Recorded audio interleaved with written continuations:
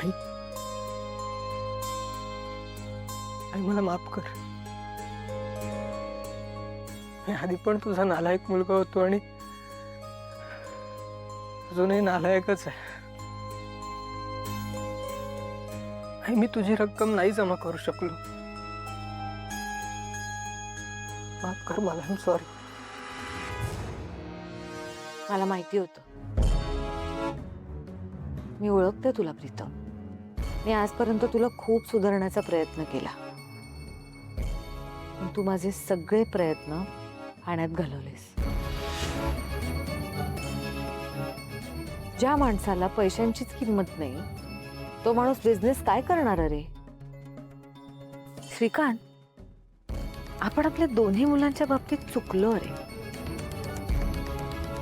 आदित्यने पारुशी लग्न करून आपली सगळी स्वप्न धुळीला मिळवली, आणि हा मुलगा कायम नुकसानच करत आला. आईला मला माहिती आहे परिस्थिती वाईट आहे, गोष्टी आपल्या मनासारख्या घडत नाहीयेत, पण अशा वेळेला तू तुझा तोल सोडू नकोस ना.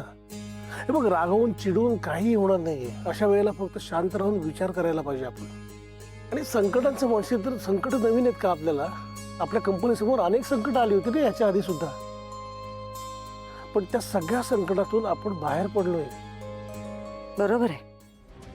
या आधी पण आपण संकटांना तोंड दिलंय, आपण त्यातनं मार्ग काढलाय, पण ही सगळी संकट बाहेरून आलेली होती श्रीकांत. आता तर घराच्या आतूनच जर सुरुंग लावायला सुरुवात झाली असेल आपल्या कंपनीला, तर त्यातून आपली कंपनी कशी सावरणार आहे? आपलेच दात आणि आपलेच ओठ, अशी परिस्थिती आहे आपली. मग काहीही झालं तरी आपण याच्यातून बाहेर पडणार याची खात्री आहे मला. ये पारू, ये.